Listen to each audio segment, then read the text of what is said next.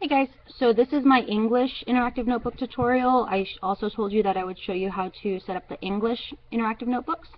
So you can see here again, this one is college rules. I will not take wide rules. For more information on that, see the history interactive notebook for a complete explanation.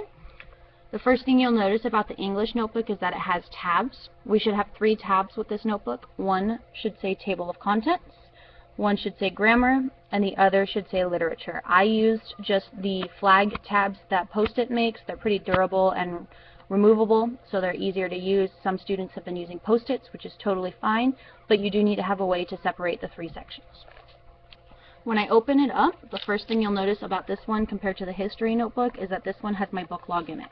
So this should be your book log from the first trimester already signed by your parents, followed by the second one down below, and the third trimester and due dates on the first page. This way you don't have to worry about losing just one sheet of paper and having your entire year's worth of reading go to waste. You shouldn't lose this whole entire notebook. Then we switch to our first page. Now this notebook is a little bit different. Right here is page 1 on this notebook, whereas on the other notebook it was the actual first page.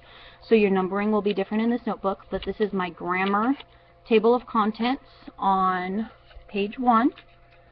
So you can see here it does start with page 1 at the top and goes all the way down. And our first couple pages are, seeing if you guys can see that, are grammar on page 1 and 2, and then literature on 3, 4, and 5.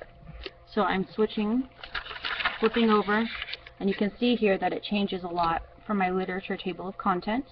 The literature table of contents should start with page 46 at the top, go all the way down, and continue on to page 5 as far as you could number it. Some people could only number it to like 120, some people could only number it to 130. That's fine, just get as far as you could. Then we go into our grammar section. On page 7 you should have the part of speech wrap, and it was colored in class, so it should be pretty colorful. Page 8 is our parts of speech cards, and then that's all we have for grammar.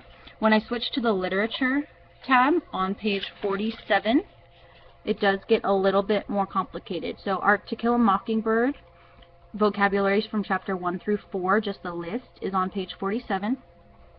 The actual activities are on page 48, so I should have 1 flip book, 1 fold out, and all of my vocabulary from chapters 1 through 4 on the bottom and on the back half of this page. Okay, so this should be the rest of the vocabulary from chapters 1 to 4. On page 50, I should have my To Kill a Mockingbird pre-reading bias filled out for the pre-reading.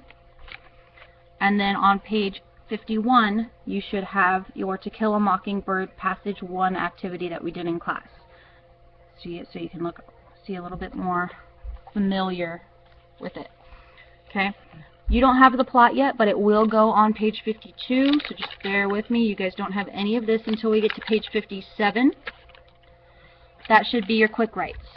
So on page 57, you should have 2 on here so far. You should have 1 from chapter 1 and chapter 3. And the quick writes are on page 57, 58, 59, and 60. Okay. Then we get into our characters. The characters, the first one should be on 61, another should be on 62, and another should be on 63 and 64.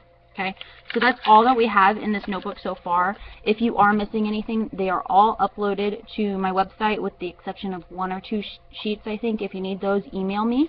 But you should have all of this filled out. Your vocabulary from chapters 1 through 4 was due today. So if you haven't filled that out already, you need to fill it out on Monday for half credit.